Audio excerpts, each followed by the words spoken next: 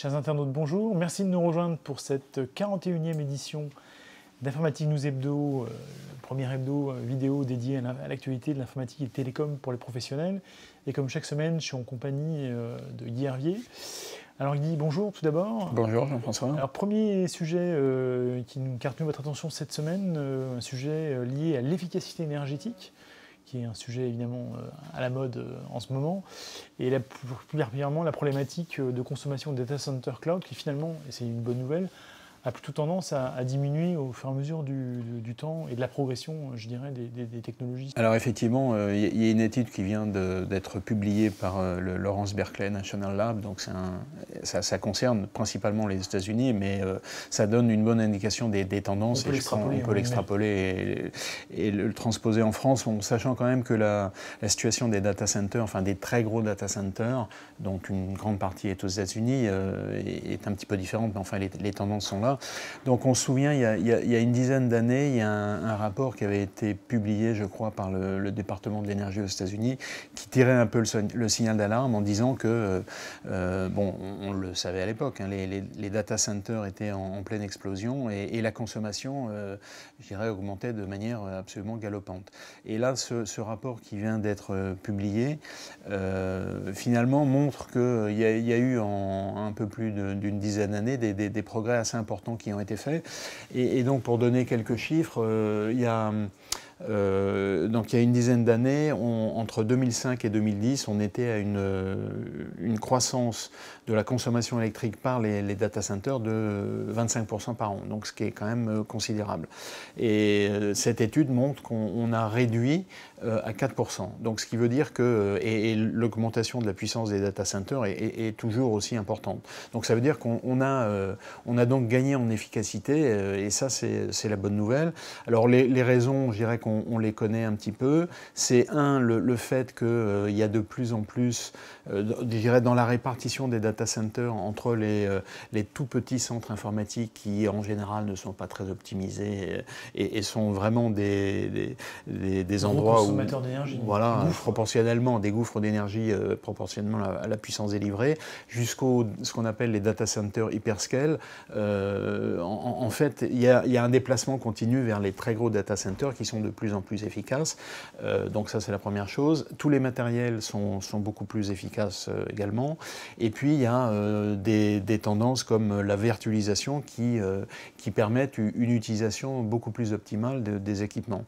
Et donc, alors le rapport fait une projection des données en fonction de divers scénarios, c'est-à-dire en gros, on continue au rythme actuel ou éventuellement on a des machines qui sont encore plus performantes, etc. Donc divers scénarios, et je dirais que la tendance est quand même un peu plus rassurante qu'il y a quelques années, sachant que malgré tout, donc à l'époque où le premier rapport était sorti, l'ensemble des data centers représentait 1,5% de la consommation électrique du pays, donc en l'occurrence les États-Unis. Donc c'est quand même non négligeable.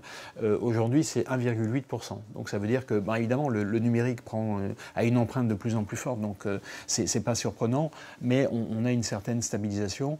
Et pour terminer sur le sujet, en fait, il y a un certain nombre je dirais, de chiffres qui ont été sortis, qui sont intéressants. Déjà, le taux d'utilisation d'un serveur est de 14%. En gros, sur 100% du temps, un serveur, il est utile pendant 14% de son temps. Et si on se souvient, il y avait eu un rapport qui avait été publié il n'y a pas très longtemps qui disait qu'on appelait ça les serveurs comateux. En gros, les serveurs qui servaient à rien étaient de l'ordre de 30%. Si on combine ces deux chiffres-là, finalement, on a un taux d'utilisation qui est sur l'ensemble des serveurs qui est inférieur à 10%. Donc on voit que la marge de progression est encore assez importante, sachant qu'un serveur, en gros, qui ne sert à rien, il consomme quand même 60% de son électricité. Donc on voit bien que là, il y a vraiment des gouffres à énergie importants.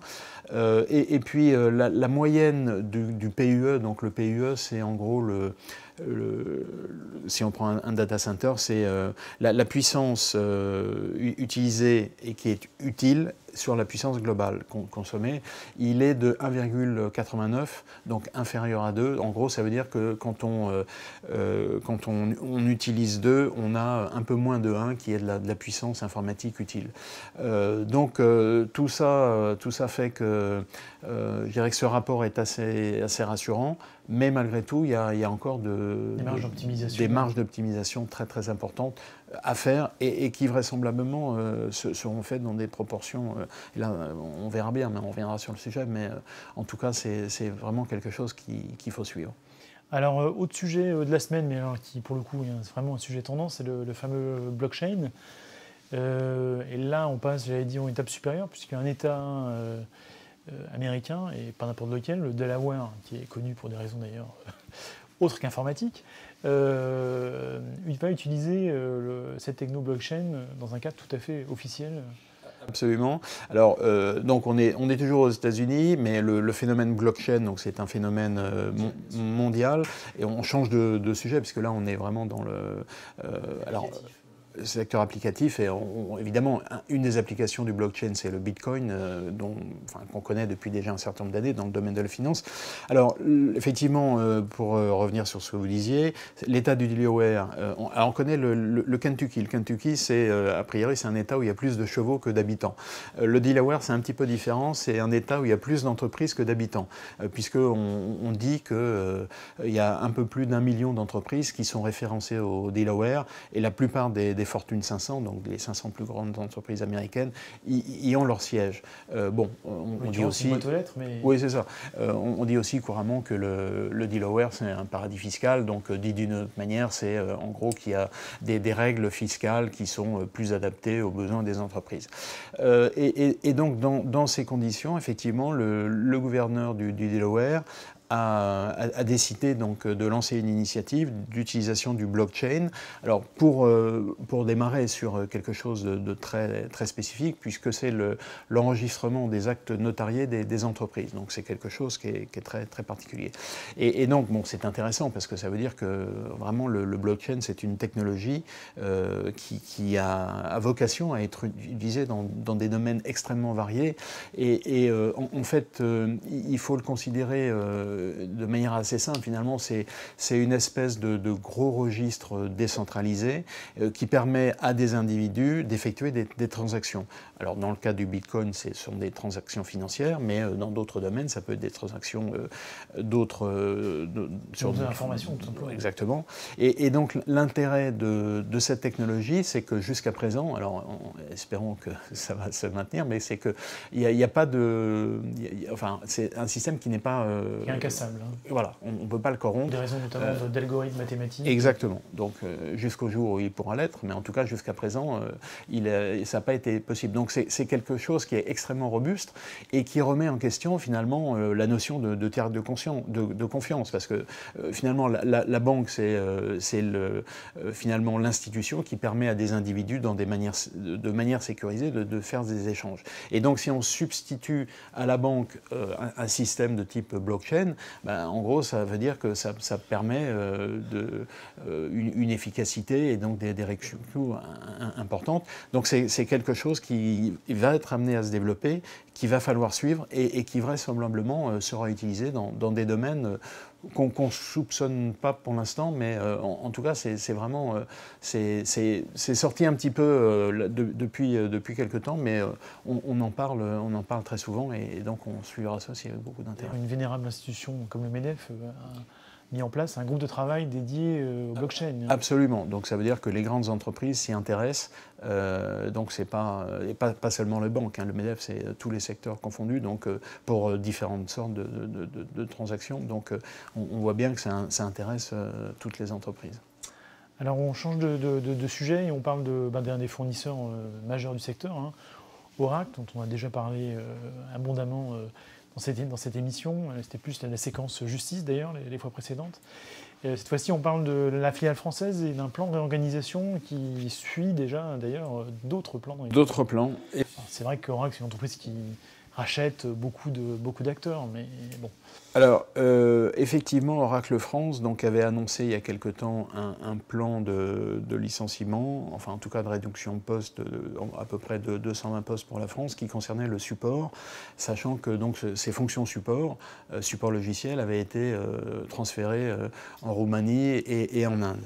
Et là, donc, c'est un nouveau plan qui devrait être annoncé début juillet, donc vraisemblablement cette semaine. Et là, c'est les consultants avant-vente en France qui seraient concernés. Et donc, ça toucherait une centaine de postes. Donc, c'est encore une évolution assez importante. Donc, des postes qui seraient de la même manière délocalisés.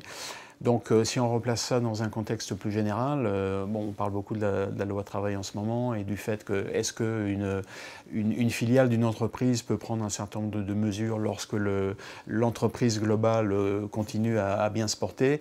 Je pense que là, c'est un cas d'application assez intéressant. Alors, on attendra que l'annonce soit faite pour revenir sur le sujet, mais en tout cas, on a d'un côté, je dirais, Oracle Corp qui fonctionne très bien, et de l'autre, des filiales, dont la filiale française, qui réorganise pour faire encore un petit peu plus d'optimisation. Donc on laissera juge sur ces mesures qui normalement devraient être prises. Autre sujet, et cette fois-ci ça nous concerne directement, parce que c'est l'actu de la semaine prochaine, la Cloud Week Paris 2016, et notamment la conférence des visionnaires que vous animez, Guy, dès ce lundi. Alors effectivement, donc, Informatique News est partenaire de cette deuxième édition de la Cloud Week, et tout particulièrement donc, cette conférence des visionnaires qui promet d'être assez intéressante parce qu'elle est très, très éclectique avec, de par leurs intervenants. Donc il y aura d'abord 8 intervenants sur des horizons très divers, et puis ensuite une table ronde dont le thème est en gros quelle est la place du numérique dans nos gouvernances. C'est-à-dire, puisqu'on sait que l'année prochaine il y a une élection qui arrive, comment les candidats devraient appréhender le numérique. Et donc ça, c'est l'objet de la table ronde. Sur les intervenants de la première partie, on a les acteurs du secteur, donc en l'occurrence IBM. On a le monde de l'éducation de deux facettes différentes. On a un professeur spécialisé en intelligence artificielle, donc Paris 6 qui va venir, et puis le directeur de l'EM Lyon. On aura les représentants des jeux de stratégie, puisque Fanui doit venir expliquer comment, après s'être fait battre par la machine AlphaGo, il a aidé lui-même le programme à devenir encore meilleur pour battre le champion du monde. On a le monde des startups avec TechCris, qui est l'ancien champion du monde des rollers, qui a lancé une startup dans le monde du mobile. On a le monde de la finance, le représentant de Blockchain France, on vient d'en parler. Donc ça, c'est plutôt le disrupteur. Et puis, on va dire le financeur. Là, c'est le patron de BPI France, Nicolas Dufour, qui viendra. Donc c'est vraiment un panel très, très éclectique qui promet une après-midi très, très intéressante dès ce lundi. Et pour conclure, un petit coup de gueule, et on reparle de Google. Pardon, excusez-moi. On reparle de Google, donc, qui se fait alpaguer, j'allais dire, une troisième fois par la Commission européenne. Cette fois-ci, on parle de marché publicitaire. Voilà, donc c'est effectivement, vous avez pratiquement tout dit, c'est Google qui est encore sur la sellette pour des pratiques anticoncurrentielles concernant Google AdWords. Donc c'est la troisième fois. On va dire que ça commence à faire beaucoup, et je dirais l'idée, c'est pas de s'acharner contre Google, qui est une entreprise absolument extraordinaire, mais d'un autre côté, elle doit aussi se plier aux règles, je dirais, générales. Elle doit à la fois respecter les règles de la concurrence, payer les impôts là où elle doit les payer. Donc on espère que la Commission européenne, qui en ce moment a peut-être d'autres problèmes plus préoccupants, mais on espère qu'elle va vraiment se pencher sérieusement sur la question et la traiter au fond, donc concernant Google, mais concernant plein d'autres entreprises également sur le secteur. Eh bien Guy, merci. On conclura là-dessus. Et puis, chers internautes, merci de nous avoir suivis. On se retrouve donc la semaine prochaine, même lieu, même heure. À très bientôt. Au revoir.